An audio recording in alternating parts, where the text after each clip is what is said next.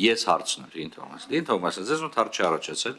ինչու է քանի տարվա ընթացքում ոչ մի հատ էթիկայի հանձնաժողով չի ստեղծվել։ Ես ավարտել եմ հարցը, որովհետև տեսեք, մենք մշտապես ելնում ենք այն կանխավորկացից, որ էթիկայի հանձնաժողովը պետք է կենսունակ լինի, մեկ։ Երկրորդ կարևոր հարցն է, Տիկին Ջեբեջյանը, չեմ ճանաչում, բայց դա մտնում, Տիկին Ջեբեջյանը, որը ձեր կարծիքով վիրավորվել է արտահայտությունից, արդյոք իր իրավունքների պաշտպանության այլ միջոցի դիմել է, այսինքն օրինակ դիմել է արդյոք դատարան, եւ օրինակ պահանջել է, որպեսզի իր պատիվ եւ արժանապատվությունը պաշտպանվի։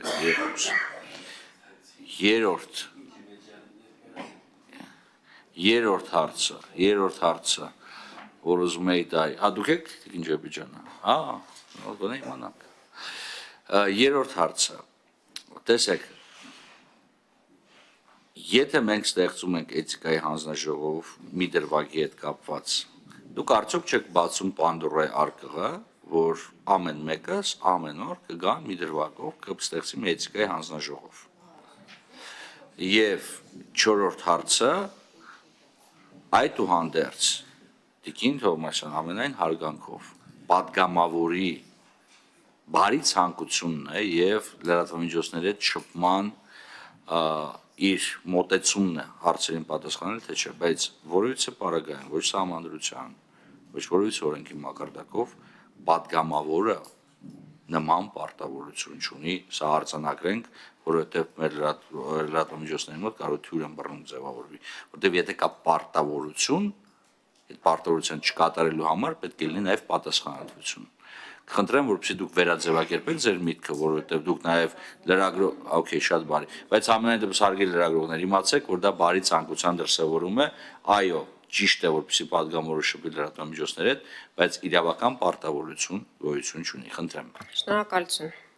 Պարոն Վարդանյան, ինչու չի ստեղծվել մինչև հիմա, ես ասացի, ես իմ մասով ընդունում եմ, որ ես թերացել եմ, ես այդ կշտկեմ։ Մնում դուք էլ ձեր մասով ընդունեք եւ այո, կարող է ցանկացած հարցով ձևավորվել էթիկայի ժամանակավոր հանձնաժողով, ի վերջո կանոնակարգը չի արգելում, քանի ժամանակավոր հանձնաժողով կարող է ձևավորվել որևէ նստաշրջանում։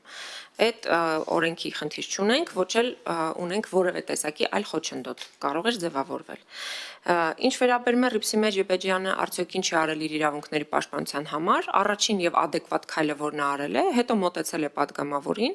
եւ ասել ներողություն խնդրեք ձեր վարքագծի համար, որովհետեւ դուք վիրավորել եք ինձ։ Ինչը Անդրանիկ Քոչյանը չի արել, որը ավելի է վատացրել իրավիճակը եւ ավելի սրել, որովհետեւ նա կարող էր այդ պահին ասել, հա, զայրացած էի, չգիտեմ, 1000 ու մի պատճառ կարող էր ասել եւ մի ներողություն այս ամբողջ պատմությունը կավարտեր։ Եվ նա այդ իր քայլով նաեւ ցույց կտար, որ ինքը ունի որոշակի հարգանքի նշան առաջին հերթին պատգամավորի մանդատի նկատմամբ, հետո նոր 4-րդ իշխանության ներկայացուցիչների նկատմամբ։ Նա չի արել, ավելին, նորից է սրել, ասել է այո, ես լավ եմ արել, ինչ որ մեջբերումներ արել, մանիպուլատիվ նորից եմ կրկնում, որովհետև չի կարելի, էլի, ասենք, մի իրավիճակի մասին խոսել այնպես, ոնց որ դու ես ուզում դա մեկնաբանես։ Եթե այս բաժակը հիմա բաժակ է, մենք չենք կարող դրա մասին ուրիշ ենթադրություններ անել։ Հետևաբար Ռիփսիմե Ջեբեջյանը առաջի քայլը արել է պաշտպանվելու, հայցելու ներողություն, չի ստացել։ Դրանից հետո վարչապետին է դիմում փոխանցել 1 իրավաբանների հետ է խոսացել 2 դատարան դիմելու մասով չգիտեմ մենակ դատարան դիմելը մինչև հիմա հասրելա թե ոչ, բայց եկեք մի բան էլ հասկանանք, էլի այնուամենայնիվ լրագրողը իր ամենօրյա ռիթմի մեջ դժվար է իր համար գնալ ամեն մի գործի համար մտնել դատարան։ Այս հո մի հատ դեպքը չի։ Ռիփսիմեին էլ մյուս բոլոր դեպքերում էլ մյուս լրագրողներին էլ առաջին ու վերջինը չի ցավոք սրտի, որ այսպիսի իրավիճակում են հայտնվում։ Ասում եմ, դուռ են շղկացնում, վիրավորում են, չեն պատասխանում, շվշվացնելով գնում են, հələ մի հատ կառավարության նիստերն են, որ նայեք, նախարարները ձեռները գրպաններից չեն հանում, տենց գնում են, այդ վերաբերմունք չի։ Բայց քանի որ մենք հիմա պարլամենտական էթիկայի հանձնաժողովի մասին ենք խոսում, չեմ շեղվում։ Ինչ վերաբերում է Պանդորայի արկղը բացելուն, օրինակ ես կողմնակից եմ, այո, որ թող բացվի եւ թող յուրաքանչյուր պատգամավոր իր վարքի համար պատասխան տա։ Ես դրա համար ասացի ամեն մեկս եկեք մեր խոսույթի համար պատասխան տանք։ Եթե կգտնեք մի բառ իմ խոսքի մեջ, որ ես կվիրավորեմ որևէ մեկին, իմ հարցով էլ ձևավորեք էթիկայի հանձնաժողով, մյուս պատգամավորներն է պիտի պատասխան տան։ Ի վերջո մենք գտնվում ենք, ասում եմ, առաջնային մանդատ կրող ազգային ժողովում, հանրության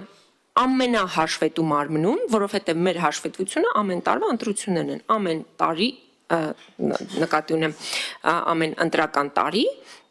մենք հաշվետվություն ենք տալիս ընտրողների առաջ եւ ընտրողները պիտի падգամավորներին նորից ընտրեն, նորից վստահություն տան եւ այդ քաղաքական ուժին վստահություն տան։ Հիմա այսինքն Անդրանիկ Քոչարյանի վարքը այդ նշանակում է, որ այդ վարքի դրսևորումից հետո դուք պիտի ակնկալեք, որ ձեզ ասելու են ինչքան ճիշտ պահեցին իրանց տեսակ, հրաշալի է լրագրողներին ինչ են անում, ինչ վերաբերմունք են ցուցաբերում, այսինքն խոսքը հանրային հաշվետվողականության մասին է, որը այս դեպքում բացակայում է։ Այո, պարտավորություն չունի, ես իմ խոսքում ասեցի եւ ես ամենևին չեմ պատրաստվում վերաշարադրել իմ որևէ միտք, որովհետեւ ես համարել եւ համարում եմ, որ падգամավորները պարտավոր են պատասխանել լրագրողների հարցերին, որովհետեւ լրագրողները տալիս են հարցեր, որոնք որ հնչում են կամ որոնք որ կան հանրության տարբեր շերտերի մոտ եւ ցանկացած падգամավոր ամենամեծ ցանկության դեպքում իմ ձևակերպման պարտավոր է պատասխանել հարցերին։ Հիմա դուք ասում եք պարտավոր չեն, դա ձեր կարծիքն է։ Աշխարհում կլինեն էլի մարդիկ, որ կասեն պարտավոր չեն, էլի իրենց կարծիքն է։ Օրենսդրության մեջ այո չկա որևէ ամրագրում, որ падգամավորը պարտավոր է պատասխանել լրագրողի հարցերին։ Բայց մենք խոսում ենք հանրային պատասխանատվության մասին, հանրային հաշվետվողականության մասին եւ խոսում ենք նաեւ հենց էթիկայի նորմերի մասին։ Ի վերջո, էթիկայի նորմերի առնվազն պահպանման տրամաբանությունից ելնելով, եթե մարդը քեզ մոտենում է, գոնե պիտի խոսես հետ, ասես ներողություն չեմ կարող պատասխանել։ Հիմա բա դուք ինչի՞ այդ սկանդալի մեջ չեք ընկել, բայց դուք ամենապասիվն եք լրագրողների հետ շփումներում։ Հարցազրույցներ ես չեմ հիշում, որ տենց ակտիվ տակ, բայց ես սկանդալի մեջ էլ չեք ընկել, որտեղ ասում եք ներողություն չեմ պատասխանում ու գնում եք։ Հիմա այս նույն իրավիճակը կարող ենք ունենալ մյուս падգամավորների դեպքում։ Շնորհակալություն։ Ես եթե թույլ տաք, հա։ Մենք արձանագրենք, որ մենք տեղեկություն չունենք, դիմել է դատարան, թե ոչ Տիկին Ջեբեջյանը։ Ես այս բaragայում ես թույլ եմ տալիս, դիմել եք դատարան Տիկին Ջեբեջյան։ Դիմել եք թե ոչ։ Լրացել է։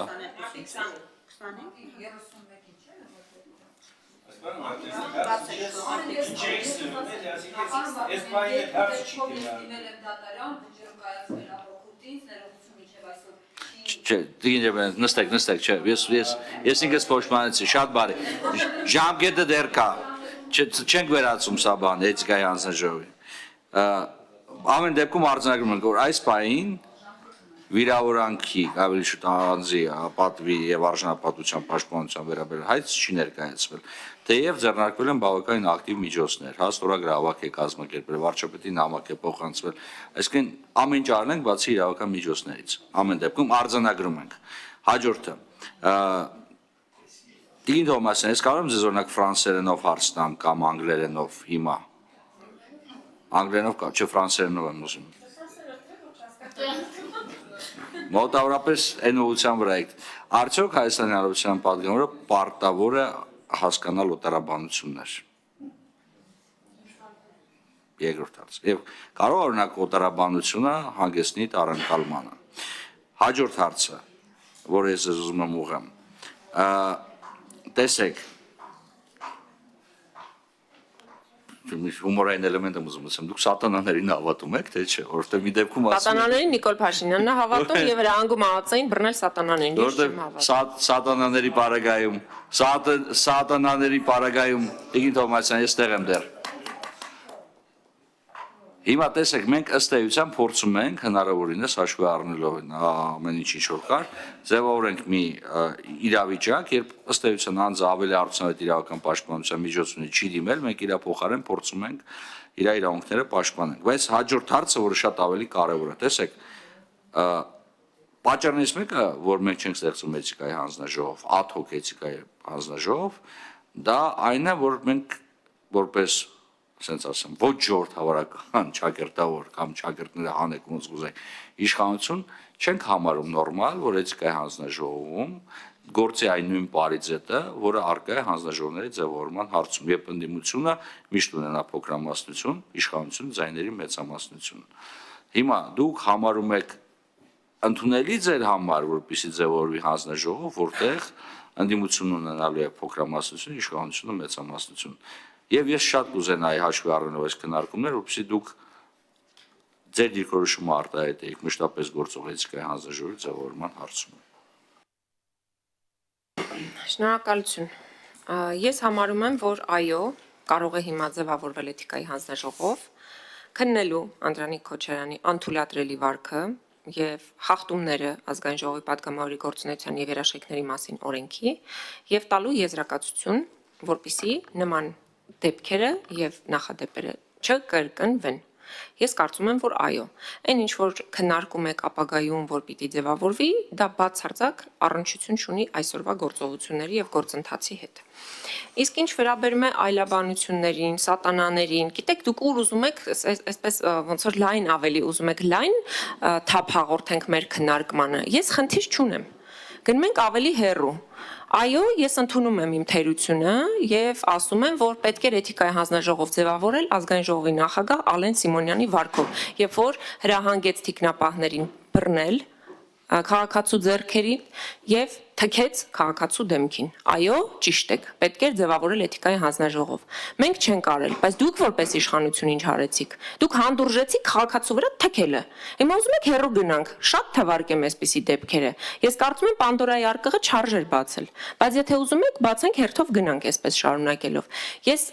ուզում եմ մենք բոլորս ճիշտ հասկանանք։ Եթե դուք իսկապես չեք հովանավորում լրագրողների նկատմամբ լկտի վարքագիծը, դուք պիտի համաձայնություն տաք այս նախագծին։ Եթե չեք տալիս, ուրիշ ինչ պատճառաբանություն բերեք, չի ընդունվելու։ Ոչ մի տրամաբանություն չի գործելու։ Այսինքն մենք մնա այնուս խորհրդարանում, չգիտեմ, կձևավորենք ինչ որ հանձնաժողով կամ նույնիսկ տարբեր փոփոխություններով սահմանադրական օրենքների հիմա կբերենք կհասցնենք ինչ որ բան կփոխենք, էթիկայի մշտական հանձնաժողովը չի անդրադառնալու Անդրանիկ Քոչարյանի դեպքին հետին թվով։